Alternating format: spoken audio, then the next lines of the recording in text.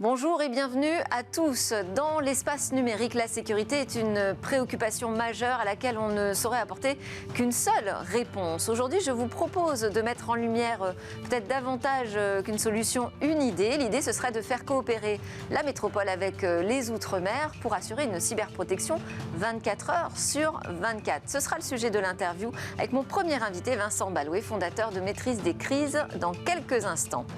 Et puis au cœur de cette émission, ce sera le débrief de l'actualité. On va commenter notamment ces travaux du Conseil de l'Europe sur les images à caractère sexuel qui sont auto-générées par des enfants. C'est un phénomène en pleine explosion. On parlera également des recommandations du Conseil de surveillance de Facebook, mais aussi la préparation des Zouk Bucks, donc une nouvelle monnaie pour le métavers de Mark Zuckerberg. On évoquera bien sûr la levée de fonds de Sweep, cette start-up montpelliéraine, et un petit focus aussi à la fin du débrief sur l'aval virtuel. On parlera du modèle qui s'impose aujourd'hui en matière d'économie dans la réalité virtuelle. Et puis Smartech se refermera sur son rendez-vous à l'amorçage. C'est l'occasion de mettre en avant des projets et des protagonistes qui font du bien à la diversité dans la French Tech. Mais tout de suite, c'est le moment de l'interview. On parle de cyberprotection 24 heures sur 24.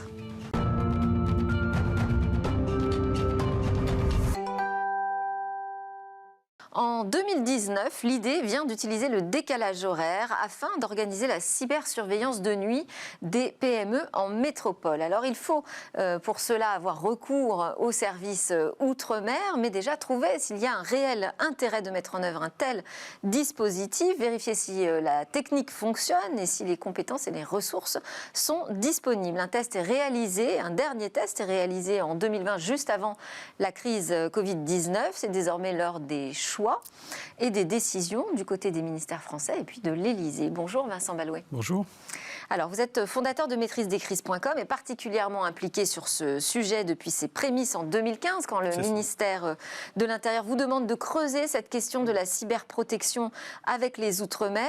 Alors avant de rentrer dans le détail du dispositif, je voulais vous poser cette question déjà de l'intérêt de ce dispositif et de cette idée à l'ère du numérique où on est capable de faire tourner des logiciels de détection 24 heures sur 24. Oui, c'est vrai. Mais ces logiciels de détection coûtent cher. Il faut quand même des gens pour les faire tourner. Les ressources sont comptées. Et les PME sont beaucoup moins renseignées, bien entendu, beaucoup plus alertes. Il n'y a pas de RSSI dès qu'on descend dans les effectifs, c'est très clair. Et donc, il faut aussi des gens pour s'en occuper, pour être derrière les écrans, et puis réveiller les informaticiens en métropole quand il se passe quelque chose de désagréable. Aujourd'hui, le temps de réaction moyen dans les PME quand il y a une attaque est au-delà de 20 heures. C'est bien trop. Et les cryptolockers et toutes ces choses qui nous font des horreurs ont en 20 heures largement le temps de tout casser. Donc il faut être beaucoup plus rapide. Et la vitesse est un des éléments clés qui a abouti à l'organisation de ce test. La vitesse, et si les attaques arrivent de nuit, j'imagine que le temps de réaction est encore plus long, c'est bien ça sûr, le problème ? Et puis de nuit, et puis on peut imaginer les week-ends, etc. Donc la question de l'astreinte H24, comme on dit, fait sens complètement pour des raisons économiques, techniques et de vitesse, bien sûr.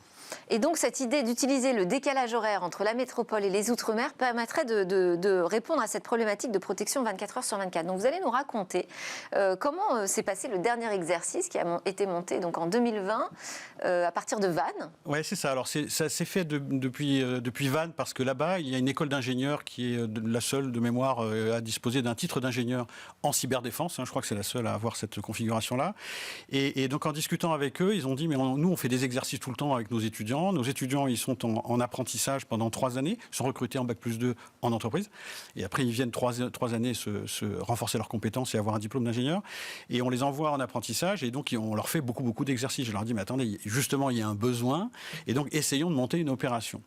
Donc, dans un premier temps... Donc, d'un côté, la Bretagne. Oui, enfin, voilà, la Bretagne et les étudiants. Et les étudiants, et de l'autre ? Et de l'autre, donc la Polynésie et l'université de la Polynésie française, là-bas, qui était partie prenante et qui dit peut-être qu'il y a moyen d'articuler l'ensemble et faire en sorte qu'on arrive à quelque chose de jouable. Parce qu'évidemment, il y a un côté technique. Est-ce que la distance, ça va permettre de fonctionner ? Il y a un sujet compétence, évidemment, parce que là-bas, il n'y a pas beaucoup de cyber-informaticiens en Polynésie, il n'y en a même presque pas. Est-ce qu'on peut se coordonner ? Enfin bref, il y avait 50 questions et donc on a fait un test, tout simplement. Alors, quel est le résultat? Est-ce qu'il a été probant? Est-ce que techniquement déjà ça a fonctionné? Voilà, alors juste en un mot sur le test, sur ce qu'on a testé quand même. Oui. Donc il y a une équipe pédagogique qui est partie là-bas, donc c'était en 2020, avec donc des professeurs et des étudiants. Ceux qui avaient les meilleures notes ont été envoyés là-bas. Et donc ils ont formé des BTS, enfin des Bac plus 2, des licences en informatique sur place, au premier réflexe de la cybersécurité. L'objet, c'était pas de les monter en compétences en une semaine, on ne peut pas faire ça, mais juste de les rendre agiles sur, disons, les premiers gestes d'urgence. Et ensuite, on a monté un exercice donc, avec une entreprise cible qu'on appelle Red Team, enfin des attaquants, on appelle Red Team, qui était à Vannes, un data center avec une messagerie, des sites web, un ERP, peu importe, des gens qui cassent tout. On essaye de les détecter et de les cyberdéfendre depuis Vannes avec les étudiants restés en métropole parce qu'il fait jour à Vannes. Quand le soleil se couche, on appelle là-bas et on se coordonne, on fait un point de situation, donc ça c'était un vrai truc. Est-ce qu'on est capable de se donner les bonnes infos, on en est où, etc. Les Polynésiens ont pris le relais et ont fait les manœuvres pendant que nous on dormait sur Vannes. Et puis le lendemain matin... d'un œil, j'imagine. D'un petit œil, c'est-à-dire pas dormir. Ouais. Et puis donc le lendemain matin, on rebelote dans l'autre sens. On a repassé la main sur Vannes et ils ont cyberdéfendu une demi-journée supplémentaire. Donc on avait sur une journée et demie. Et donc la réponse, pour répondre à votre question, c'est oui, le lag, c'est-à-dire les kilomètres et les millisecondes, il y a 60 millisecondes d'écart entre 18 000 kilomètres. Donc ça n'a pas du tout été un problème. On peut parler à des équipements. Parce que c'est ça le truc. Ouais. On peut parler des équipements qui détectent, ou des équipements qui filtrent, ou des équipements qui coupent. On peut leur parler avec 60 millisecondes de lag. Il n'y a absolument aucun sujet. Ça, on l'a démontré, ça marche. Voilà. L'autre intérêt, moi, que je vois aussi à cette solution, et c'est évidemment ce à quoi vous avez pensé aussi, c'est la création de nouvelles compétences. Bien sûr. Alors l'idée, là, est venue de l'Université de Vannes, hein, c'est eux qui ont eu l'idée, mais ils ont dit, pourquoi est-ce qu'on ne ferait pas, sur les 3 années d'enseignement qui aujourd'hui se déroulent en métropole, une année toujours en métropole pour les fondamentaux et tout ce qu'il faut apprendre pour être un très bon cyberdéfenseur. Et les 2 années d'apprentissage qui suivent, on envoie les gens dans les Outre-mer, en partie, hein, ceux qui le souhaitent. Oui. Voilà, ils continuent leurs enseignements sur place en alternance, comme on fait d'habitude, sauf que l'après-midi, le sujet, c'est d'aller peupler les centres de SOC, opérés par des opérateurs privés, mais sur place. Et donc là, du coup, on se retrouve avec, on a fait le calcul, hein, bien sûr, on peut se retrouver très facilement avec 100, 200, 300 cyberdéfenseurs sur place. 300, c'est beaucoup. Hein. Donc il faut organiser, il faut les encadrer, il va falloir préparer tout ça. Mais c'est possible de fabriquer des cyberdéfenseurs sur place. C'est ça qu'on a démontré aussi. Alors, quelles décisions ont suivi cette expérimentation, cet exercice? Alors, la décision, pour l'instant, il n'y en a pas de décision. Parce que il n'y a eu aucune décision de prise à ce moment-là, en 2020? On a décidé d'écrire noir sur blanc que ça fonctionne. Et que l'idée n'est pas saugrenue de faire du H24 avec les Outre-mer. Voilà, ça, et le PV de test technique, en disant les 60 millisecondes, ça va. En revanche, il y a évidemment des décisions politiques qui sont devant nous, parce qu'il y a plusieurs ministères, les Outre-mer, évidemment, l'enseignement supérieur, pour articuler la coopération entre les centres universitaires. Il y a des sujets cyber purs. Il va falloir bénir les tuyaux techniques entre Paris et les Outre-mer. Donc on voit bien que l'ANSSI aura sans doute des choses à faire. Et là, comme vous le savez, avec l'épisode électoral, on est entre deux, donc le sujet est complètement congelé. Du fait du Covid, il y a quand même des problèmes internationaux compliqués. On a un épisode électoral, donc nous, on souhaite évidemment que tout ceci soit réactivé à la rentrée, en gros, pour pouvoir mettre tout le monde autour de la table. Et là, vous avez évoqué la Polynésie avec les autres pays d'outre-mer. Oui, alors c'est avec les autres d'outre-mer, parce que la Polynésie, c'est trop juste. Il y a 12 heures de décalage horaire, donc c'est très bien, mais ça ne suffit pas, quoi. Il faut tuiler un peu, parce que faire passer, on a appris ça, c'est que passer les consignes, où est-ce qu'on en est, etc., ça prend du temps. Donc 12 heures, on ne peut pas. Donc il va falloir mettre en jeu, si on y arrive, les outre-mer dans la zone Caraïbe. Donc 6 heures de décalage avec le tuilage, ça va. 6 heures plus tard, on a la Polynésie, et après, c'est pas tout à fait optimum, mais bon, l'océan Indien. Et alors là, qu'est-ce que vous avez l'impression? Vous avez l'impression que ça va être facile à faire, justement, de travailler avec l'ensemble de nos partenaires outre-mer, ou c'est là la difficulté? C'est pas à moi de le faire, c'est au futur ministre des Outre-mer d'organiser tout ça. Nous, on amène l'idée sur la table et on dit ça peut marcher, il faut se mettre autour de la table. Quels seraient les freins? Les freins, c'est le frein, à mon avis, c'est que c'est une idée un peu biscornue, enfin un peu inhabituelle, et qui met en jeu énormément de ministères différents. Ouais. Défense, intérieur, enfin il y a au moins 6 ministères autour de la table, il y a l'ANSSI, donc voilà, c'est la raison pour laquelle... Et sur la question des coûts? Les coûts, normalement, ça va être complètement neutre, puisque évidemment des étudiants en apprentissage, c'est pas cher, parce qu'ils apprennent, et de les faire jouer 2 jours, en plus dans un environnement fiscal favorable, parce que là-bas, c'est pas la même fiscalité du tout. Pour un Capgemini, etc., enfin, tous les gros opérateurs de SOC, ils ont tout à fait intérêt à éviter de recruter en permanence des gens qui démissionnent toutes les secondes, d'avoir un pôle stable là-bas, économiquement pas cher du tout. Pourquoi ce serait plus stable d'ailleurs? Pourquoi on aurait moins de turnover dans les équipes de cybersécurité? Parce que vous avez moins envie de démissionner quand vous êtes dans un environnement comme ça 2 jours et socialisé, c'est-à-dire que vous avez vos amis qui vivent aux mêmes horaires que vous, que quand vous travaillez à 4h du matin en équipe de nuit au fin fond d'une banlieue à Lille ou à Paris. Voilà.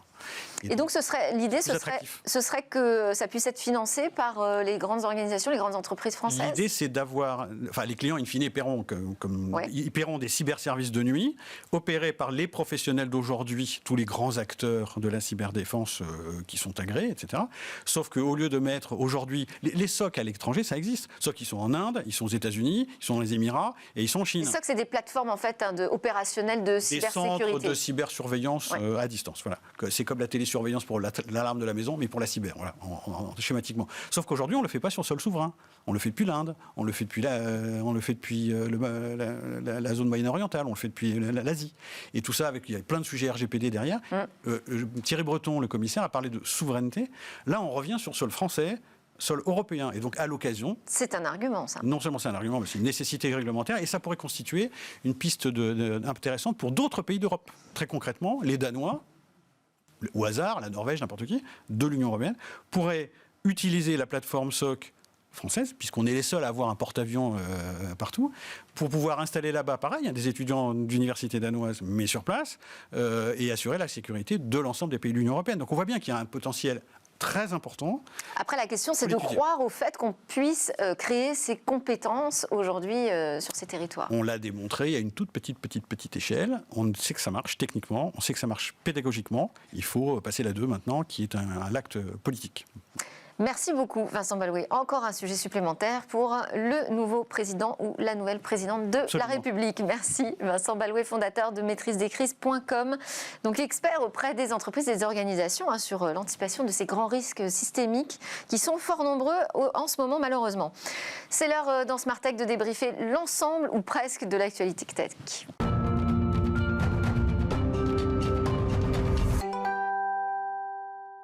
Mes commentateurs de l'ActuTech aujourd'hui, le disruptif Alain Staron, président cofondateur d'Artifil. Bonjour. Bonjour Delphine. Et Christophe Holnet, senior advisor chez Apax Partners, infidèle également de Smartech. Et puis nous aurons en visio avec nous, Christophe. Et nous aurons en visio avec nous Vincent Olivier, qui est le fondateur de Métier 360. C'est une solution de découverte des métiers en réalité virtuelle. Alors lui, il a passé sa journée d'hier à Laval Virtual, qui est le salon de la VR.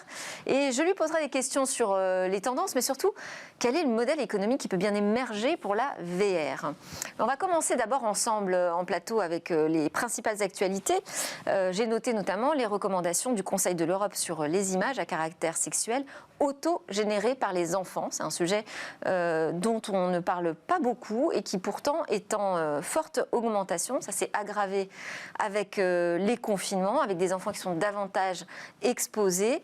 Là, on a un rapport qui nous donne la situation dans 43 États européens. C'est 77% de matériel à caractère sexuel autogénéré par les enfants de plus qui a été constaté. Est-ce que vous connaissiez déjà ce phénomène? Est-ce qu'on avait été sensibilisé à cette question?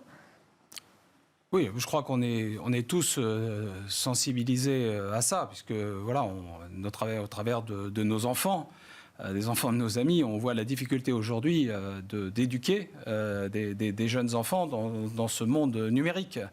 À titre personnel, il y a 15-20 ans, on était un peu inquiet de voir les enfants faire de la messagerie sur MSN autour de l'ordinateur familial auquel on avait tous accès. Aujourd'hui, évidemment, la problématique est d'une toute autre ampleur. Ce rapport du Conseil de l'Europe, que moi j'ai un peu découvert et qui en fait n'a pas grand-chose à voir ni avec l'Union européenne ni avec le Conseil européen. Oui, ça regroupe un ensemble de pays européens très large, la Russie en moins depuis quelques temps, depuis l'invasion de l'Ukraine. Et dans ce rapport, ils alertent effectivement sur ce phénomène auquel on ne pense pas forcément, il ne s'agit pas seulement de réguler la diffusion, la pédopornographie, mais c'est que les outils aujourd'hui peuvent permettre d'auto-générer, c'est-à-dire par des selfies, des images à caractère pornographique. Et la question est, que fait-on par rapport à ça ?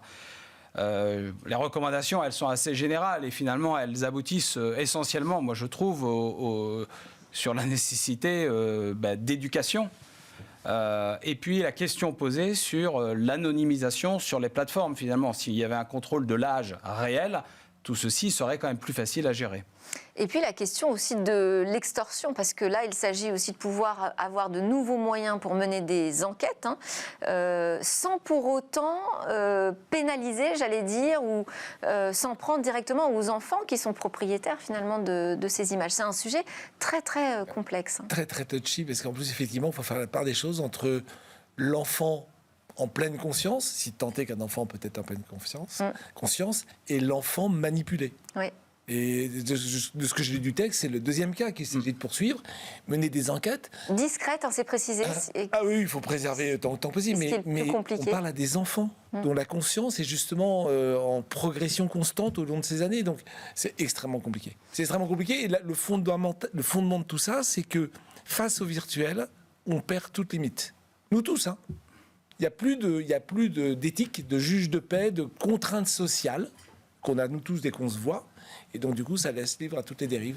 Oui, puis bon, c'est une forme d'éducation, d'auto-éducation sexuelle pour les enfants qui ne sont pas forcément conscients des dangers, de l'exploitation qui peut en être faite à la suite. Ce que ça révèle aussi, c'est la complexité de la coopération entre les États, puisque finalement, la lutte contre les crimes dans l'espace numérique engage une coopération très très forte entre les États et on s'aperçoit que ce n'est pas évident. Il y a très peu de partage spontané d'informations, même entre les États membres. Hein. C'est ce que nous dit ce rapport sur ces affaires qui sont toujours transnationales. Face à des plateformes qui sont, elles, mondiales. Voilà. Voilà, alors... Vous vouliez dire autre chose, Christophe ? Ok, on enchaîne avec Meta. Ça fait longtemps qu'on n'a pas parlé de Facebook. Donc là, on reste quand même sur le dossier, j'allais dire, de la protection des données personnelles. Meta a pris la décision d'interdire dorénavant le partage d'adresses personnelles, d'adresses physiques, même si cette adresse peut être trouvée facilement sur Internet. Ça, c'est une décision qui a été prise à la suite de recommandations de son conseil de surveillance. Intéressant. Il y a donc une action du conseil de surveillance qui pèse sur les décisions de Meta aujourd'hui. L'année dernière, ils avaient pris 9 sur 300 000 saisies. Donc, ils ont été saisis de 300 000 problèmes. Ils ont pris 9 décisions. Donc, c'est quand même pas... il n'est pas très prolifique.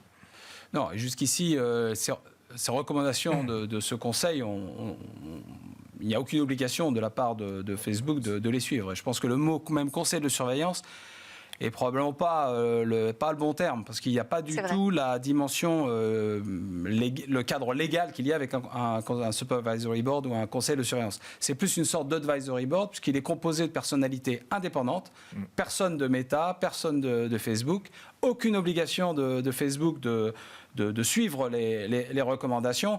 Donc il s'agit...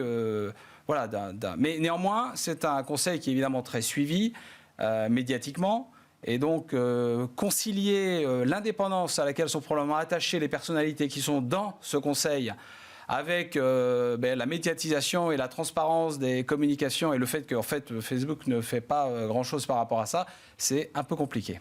Alors, Facebook est quand même tenu de répondre à chaque fois aux recommandations qui sont produites. Donc, c'est quand même une petite contrainte. Il faut apporter une réponse. Et alors là, sur les 17 recommandations, ce qu'on peut noter, c'est qu'il y en a... très peu finalement qui seront suivis d'effet par Meta, mais à chaque fois Facebook explique oui mais alors on travaille dessus, là on est en train d'expérimenter notamment une nouvelle façon une simplification du signalement de la violation de données personnelles sur notre site, mais enfin ils veulent pas aller beaucoup plus loin, donc ça donne quand même un peu de transparence aux actions de Facebook. Pour moi c'est le... Parce qu'on peut se dire finalement il se passe rien, ça sert à rien, mais c'est un jeu de transparence. C'est le contre-feu idéal. C'est-à-dire, s'il n'y avait pas ça, Facebook est une boîte totalement noire, on pourrait penser le pire, et on pourrait attaquer le pire. Maintenant, il y a ce advisory board, c'est le mot juste, c'est pas du tout un conseil de surveillance, il donne des conseils, il est indépendant même s'il est financé par Facebook. Oui, et d'ailleurs là, sur ces questions de doxing, donc de vol de données personnelles, c'est Facebook qui a sollicité son conseil. Voilà, il peut être sollicité par les utilisateurs, pas Facebook lui-même, et ça permet de jouer un super jeu de rôle en disant il y a Facebook, Meta, qui est éventuellement peut-être le méchant, et en face, il y a un truc plutôt gentil. Et nous sommes spectateurs, oui, s'il écoute le gentil, c'est qu'il devient gentil. Oui, Est-ce que ça suffit à changer l'image de Facebook aujourd'hui, vraiment dans la tourmente ? Personnellement, je ne pense pas vraiment. Je pense que ça peut retarder la question de la régulation, finalement. Puisque ce jeu entre le conseil de surveillance et Facebook, il se positionne aussi avec des conseils de type régulateur. Et on voit très bien qu'il y a des enjeux de régulation extrêmement forts autour des grandes plateformes, et Facebook n'est pas la seule d'ailleurs. Et le fait d'avoir mis en place ce conseil peut être une stratégie de temporisation pour calmer un peu cette pression. C'est aussi peut-être la question, effectivement, c'est intéressant de voir que ça coupe l'herbe sous le pied du régulateur. Est-ce que c'est une question aujourd'hui majeure, prioritaire, là, qui est réglée par Facebook ? Parce qu'il interroge son conseil de surveillance sur comment mieux protéger les données personnelles, et finalement, comme action, il met en place l'interdiction de partager une adresse physique sur son réseau. Je ne suis pas sûre que ce soit la première pratique de harcèlement sur Facebook. Non, mais on retient juste qu'ils travaillent pour améliorer la protection des données. Finalement, ils sont bien. Sur des choses anecdotiques, non ? C'est pas anecdotique. Le doxing est surtout utilisé pour retrouver un individu, l'identifier. Ça a été fait, par exemple, pour des gens qui faisaient des manifestations ou qui avaient émis des propos extrêmement choquants pour certains. Et bien, à ce moment-là, il y avait une sorte de traque qui s'organisait pour identifier les personnes jusqu'à se retrouver leur adresse IP. À mon avis, ça restera possible, mais ça va juste être freiné par Facebook.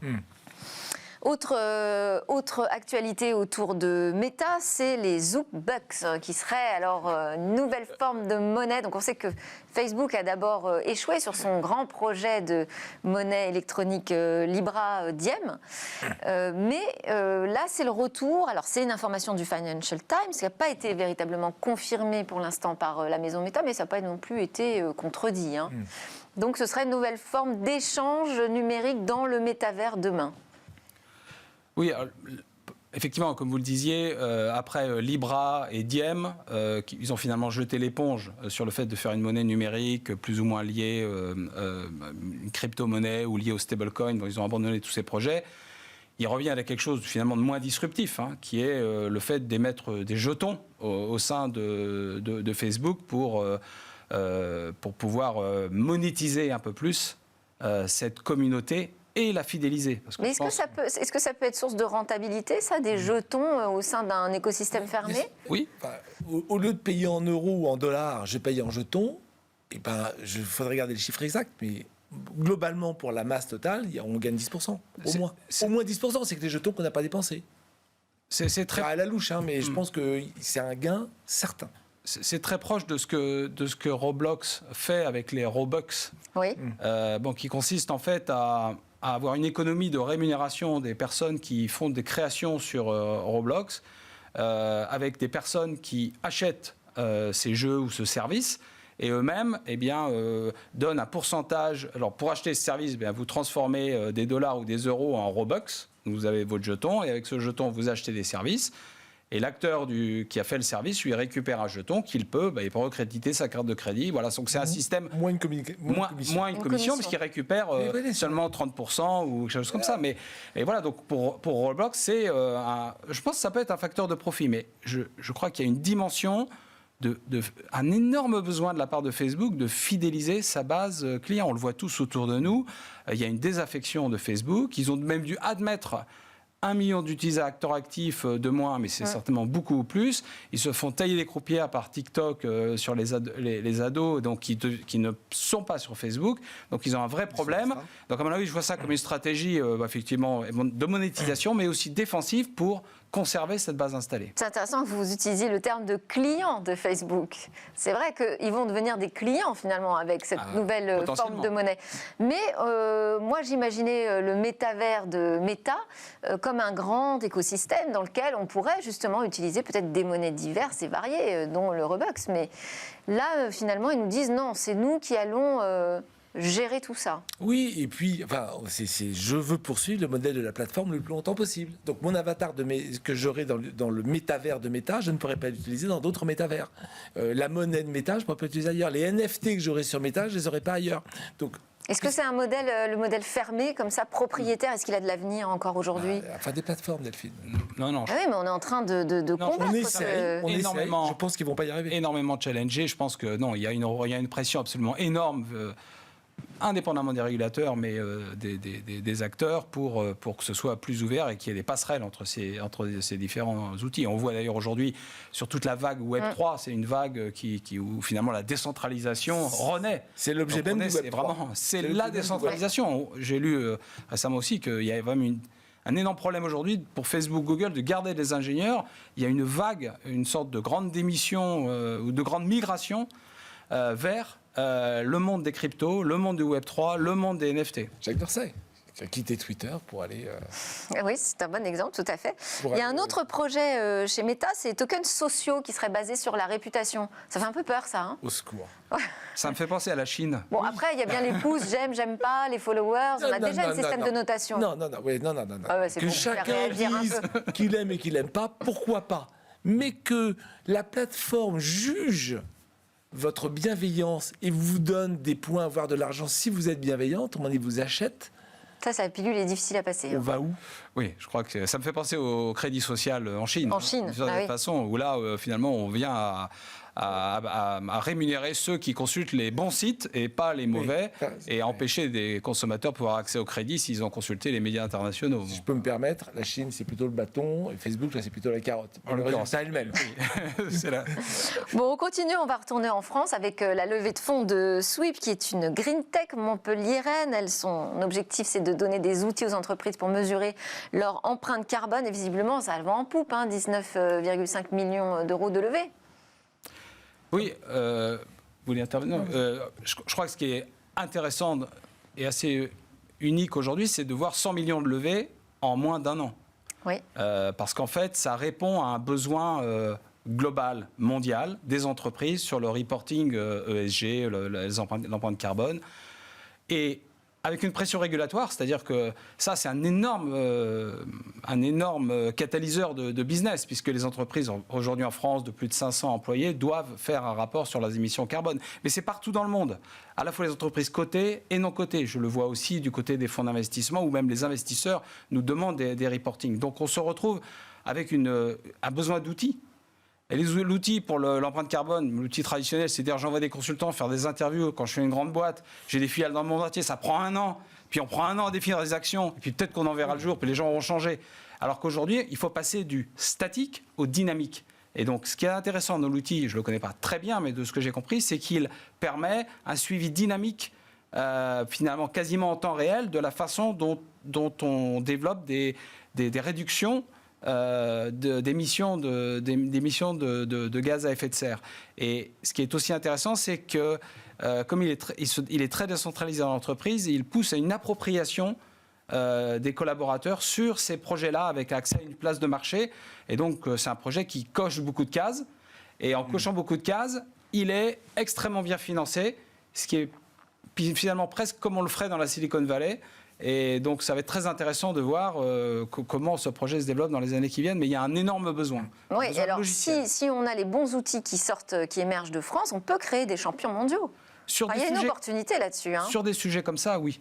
Oui, surtout que c'est dans l'ADN européen et français en particulier. Ils se plaisent à rappeler que l'ADEME est la plus ancienne agence mondiale sur ces sujets. Et donc, exact. Donc l'ADN des collaborateurs de l'entreprise est vraiment beaucoup plus carbone-minded que n'importe quel autre.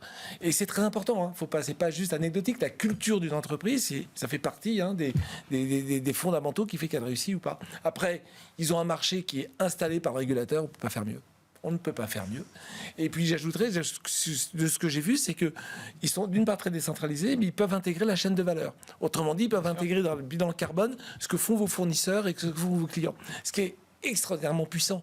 Et si on leur donne les moyens, parce que là ils sont qu'en série A, si on leur donne les moyens encore de grossir, ils vont pouvoir affiner leur outil. Sur l'aspect financier, vous avez SAP, vous avez Oracle, vous avez des tas de logiciels qui existent. Sur l'aspect reporting non financier, en l'occurrence développement durable, il n'y a pas vraiment de standard. Donc il y a une opportunité de s'établir. Donc maintenant, il n'y a pas énormément de barrières à l'entrée, en fait. Ouais. Donc ça va être une question de financement et de capacité d'exécution. Ouais, vitesse d'exécution. Ouais. Et donc de ressources et de talents. Il va falloir aussi qu'ils puissent recruter énormément. Ce sont des sujets sur lesquels qui sont assez porteurs aujourd'hui sur le marché du travail. Oui, qui donnent du sens pour la nouvelle génération qui arrive. Ouais, ils ont tous les atouts. Gen Z. Alors, on va se connecter avec, alors pas directement avec Laval Virtual, mais avec Vincent Olivier qui travaille, qui est le fondateur même de Métier 360, donc travaille dans la VR, la réalité virtuelle au quotidien. Bonjour Vincent. Bonjour. Là, cette édition de Laval Virtual, vous avez senti un regain d'intérêt, une effervescence autour de la VR depuis qu'on parle de métavers, hein, clairement. D'abord, ça a eu lieu cette année, donc et pas en virtuel, oui, c'est vrai. C'est agréable de se faire. Mais oui, effectivement, depuis les annonces et le changement de Facebook en méta, le sujet de la réalité virtuelle et toutes ces expériences immersives redevient un sujet d'actualité. Alors, je voulais vous interroger, vous, sur le modèle économique de la VR, parce que c'est une technologie qui coûte de l'argent de tous les côtés, j'allais dire, hein, du côté de la production, mais aussi du côté de l'utilisateur. Il faut acheter des casques, ça coûte cher, des ordinateurs super puissants. Donc, est-ce qu'on commence à sentir aujourd'hui un modèle économique qui pourrait tendre vers quelque chose d'un peu plus grand public ? Alors, clairement, il y a eu des annonces là, à Laval Virtual de Pico en particulier, donc qui est, on va dire, le concurrent de Quest. Donc c'est TikTok d'un côté et Facebook de l'autre, hein. Vers les marchés grand public. Donc, un fabricant de casques. Voilà, exactement. C'est ce qu'ils ont annoncé hier après-midi, un nouveau casque avec un positionnement prix qui est assez agressif, et puis voilà, tout un store de contenu. Donc oui, il y a, depuis quelques années maintenant, hein, quand même, il y a une réduction des coûts de production qui est constante, hein. Donc oui, ça coûte cher, mais quand même de moins en moins. Et l'équipement, même chose, il est de plus en plus abordable. Ce qui fait que, et je pense qu'on en est un exemple à notre modeste échelle, mais on peut commencer à déployer des dispositifs à une certaine échelle. Oui, alors vous, vos dispositifs, c'est l'occasion de découvrir des métiers, c'est ça ? On découvre des métiers à travers de la réalité virtuelle pour créer de nouvelles vocations chez les jeunes, de refaire découvrir des métiers qui étaient oubliés. Vous arrivez à déployer massivement ce dispositif ? Alors, massivement, à l'échelle de la France, je sais pas, ça devient significatif, hein. Donc, nous, on fournit une solution qui équipe donc, des collèges, des lycées, des missions locales, des agences Pôle emploi, donc toutes ces structures dans lesquelles, à un moment, on peut venir réfléchir sur son projet d'orientation, son projet professionnel. Donc, on est sur une activité qui est très service public, hein. C'est pas du tout...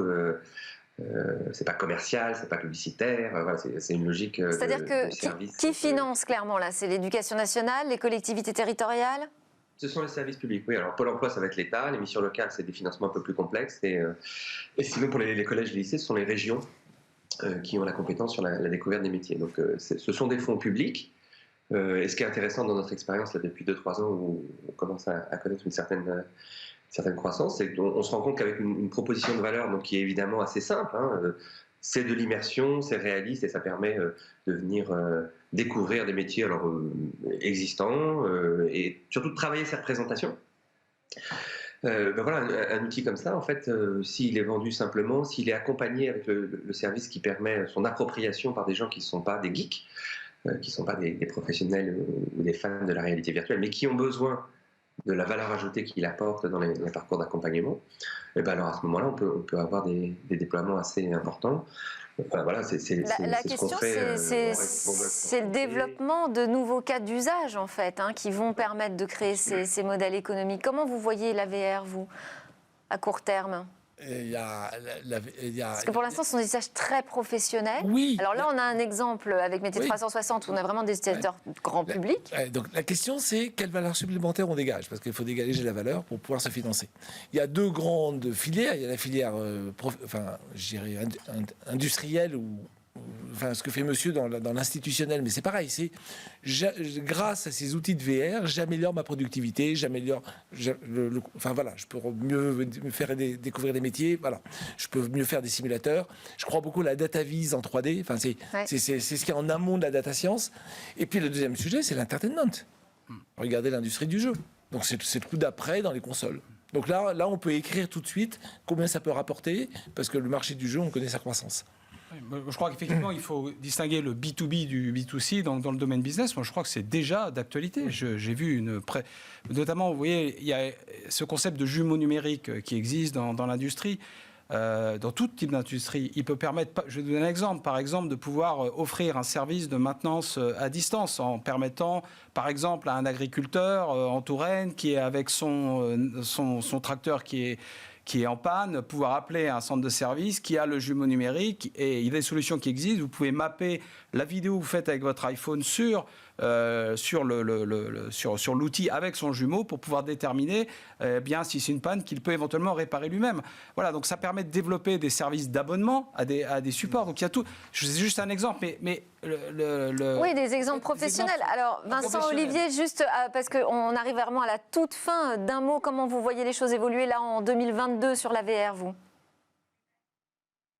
Beaucoup d'appétit et puis des expériences simples qui fonctionnent sans encore être dans la complexité des NFT, des crypto-monnaies, etc. Il y a d'autres voies qui sont possibles et qui existent déjà. Eh ben, vous avez raison de le préciser. Avant les NFT, effectivement, il y a plus simple, il y a la VR. Merci beaucoup. Vincent Olivier, fondateur de Métier 360, et merci à mes deux commentateurs incroyables, Alain Staron, cofondateur d'Artifil, et Christophe Holnet d'Apax Partner. Juste après la pause, on va donner un petit peu de diversité à cette French Tech.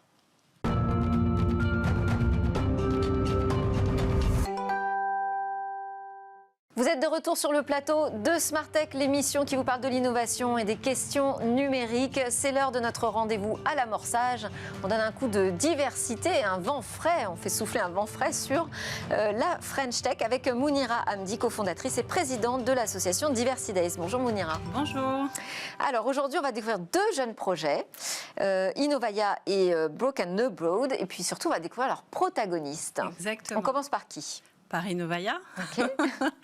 Alors, Innovaya, pour débuter, c'est une start-up lyonnaise en fait, qui est spécialisée dans le développement de systèmes de traitement de l'eau qui sont brevetés, bien sûr, et qui sont à destination des industriels, du secteur public et des ONG. Et on trouve qui derrière cette start-up ? Alors, derrière cette start-up, on retrouve trois cofondateurs, donc Khaled El Meizayen, Justine Vidil et Guillaume Blanchand. En fait, ils se sont rencontrés lors d'un développement de projets autour du traitement de l'eau en Roumanie. Ils ont testé plusieurs solutions, dont une qui a bien fonctionné, qui a permis justement de pouvoir accéder à de l'eau potable, donner en tout cas de l'accès à l'eau potable sur des villages en Roumanie. Fort de cette expérience, ils ont décidé de reproduire justement cette même expérience, mais à plus grande échelle. Ils sont donc rentrés en France et ont décidé de développer, donc à partir de 2018, la start-up Innovaya. 2018, donc là aujourd'hui, l'ambition, quelle est l'ambition 5 ans après 4 ans après, je suis bien compté là ce matin. Il n'y a pas de problème. Alors aujourd'hui, l'objectif, c'est de poursuivre bien sûr le développement de la start-up et notamment de ses différentes solutions. Entre-temps, donc, elle a déposé 2 brevets justement pour son innovation qui s'adressent, comme je le disais tout à l'heure, à la fois aux industriels mais également au secteur public et aux ONG. Elle a permis aujourd'hui de traiter 75 millions de litres d'eau potable à travers une vingtaine de machines déployées dans le monde. Donc elle ne travaille pas qu'en France, elle travaille également sur d'autres territoires, notamment en Inde. On a la possibilité de retrouver tous ces projets justement sur leur site web, que j'invite bien sûr nos auditeurs Innovaya. Voilà, exactement, innovaya.com. Aujourd'hui, ils ont levé déjà 1 million d'euros en 2020. Ils souhaitent encore une fois, accélérer justement l'évolution à la fois des équipes, mais également de leur process. Ils sont actuellement justement sur une nouvelle levée de fonds, mais plus équitable, plus sociale. C'est-à-dire ? Et qui est ouverte à tous, puisque aujourd'hui, sur lita.co, vous avez la possibilité de pouvoir investir en tant que contribuable à la levée de fonds de Innovaya. Donc tout le monde peut prendre justement une petite part de Innovaya en donnant un petit ticket d'investissement sur la plateforme. Ils visent combien ? 500 000 euros. Plateforme collaborative pour cette levée de fonds qui a été choisie. L'autre projet à l'amorçage, c'est celui de Mariam Ndiaye. Exactement. Alors aujourd'hui, Broken Abroad, c'est une start-up qui vous permet de chercher, de trouver très facilement des bons plans, que ce soit des bons plans VIP ou non, puisqu'elle le précise assez justement sur le site web. Et tout ça, donc autour du voyage, partout dans le monde, mais sans forcément avoir besoin de passer des heures à faire des recherches. Donc on peut recevoir des offres à travers une newsletter. Et Et ce besoin a été... Des bons plans de quel ordre? Ça peut être des hôtels, ça peut être des vols, ça peut être des séjours touristiques. L'objectif pour cette start-up, c'était vraiment d'adresser des publics qui sont souvent oubliés, les opérateurs touristiques, donc à savoir les jeunes cadres, ça peut être aussi les minorités, ça peut être les étudiants qui souvent ne correspondent pas forcément au budget proposé par les opérateurs. Donc c'est vraiment dans le cadre de l'inclusion de tout type de personnes autour du voyage. Et là, ça veut dire qu'il faut avoir une communauté importante pour que ça fonctionne. J'imagine que c'est l'un de ses objectifs. Exactement. Aujourd'hui, c'est une start-up qui est forte d'une communauté de 120 000 membres. Elle a permis à 40 000 brookies, comme elle dit. Donc, c'est une communauté particulière. Donc, 120 000 personnes aujourd'hui qui suivent ces newsletters, qui justement recherchent et utilisent la plateforme, et 40 000 personnes qui ont déjà voyagé grâce à ces bons plans justement disponibles sur le site web et sur la newsletter. Et elle a déjà réalisé une levée de fonds? Alors justement, elle a été accélérée et incubée par différents acteurs. Donc notamment, on avait l'accélérateur de vente privée qui l'avait accompagnée pendant plusieurs mois en 2021. Elle a également été accueillie par l'Escalator, donc un incubateur développé notamment par Maurice Lévy. Et aujourd'hui, elle est sur justement une volonté de lever des fonds. Il n'y a pas un montant bien précis. Elle va bientôt l'annoncer sur ses réseaux sociaux. Elle est encore justement en train de positionner tout ça correctement. Mais son objectif, c'est vraiment de pouvoir lever des fonds dans le cadre de rendre accessible la plateforme avec bien sûr un process plus développé en lien avec l'intelligence artificielle. Il y a cette volonté, bien sûr, de faire... Qu'est-ce qu'apporterait l'intelligence artificielle? En fait, l'idée, c'était de pouvoir proposer des offres quasiment en temps réel et non pas forcément être sur des offres désynchronisées. Donc, il y a véritablement un changement qui va s'opérer sur la plateforme. Ça nécessite des fonds et c'est pourquoi Mariam se lancera dans ce chantier. Et alors, dans les jeunes entrepreneurs que vous voyez chez Diversidays, qui prennent parfois des parcours un peu différents des autres, moins classiques, est-ce que la levée de fonds, ça reste quelque chose qui les attire ou ne sont pas forcément demandeurs? Alors ça dépend, parce que ça dépend aussi beaucoup de la maturité de la start-up, de la maturité de l'équipe. On a plusieurs types aujourd'hui de leviers de financement qui sont utilisés. Je pense notamment à Fresh Africa qui avait été présenté dans une rubrique précédente par Chloé et Kunto également, qui ont eux décidé de faire une petite levée de fonds, mais à travers une campagne de crowdfunding, donc qui se repose sur leur propre communauté, parce qu'ils partent du principe que ce financement, il sera beaucoup plus rapide à obtenir. Et dans d'autres cas, comme c'est le cas d'Innovaya, qui ont déjà une maturité bien avancée, une solution déjà brevetée, un marché incroyable, puisqu'aujourd'hui, c'est 2 milliards de personnes qui sont, on va dire, dans cette problématique de l'accès à l'eau potable. Donc voilà, c'est des personnes qui vont intuitivement aller à la recherche d'un fonds beaucoup plus conséquent. Et avec ce premier million qu'ils avaient acquis il y a quelques années, ce n'était que le début de leur aventure et ils se sont vite rendus compte qu'au-delà de lever des fonds, ils voulaient aussi sensibiliser les particuliers, les contribuables à cette problématique-là. Donc en passant par une plateforme comme Lita, c'était dire à tout à chacun, vous aussi, vous pouvez aider et contribuer à faciliter l'accès à l'eau potable sur ce type de plateforme-là. Merci beaucoup Mounira Hamdi, cofondatrice, présidente de l'association Diversidays, pour ces éclairages divers et variés justement sur cette French Tech. C'était Smart Tech, merci à tous de nous avoir suivis. Ce week-end, si vous avez peur de manger trop de chocolat, vous pouvez essayer d'aller en chasser sous forme de NFT. C'est la Cité des Sciences qui organise ça s'appelle NFTze. Voilà, une première chasse au trésor de numérique. Ce sera dimanche de 10h à 19h. Merci à tous de nous avoir suivis, on se retrouve mardi d'ailleurs.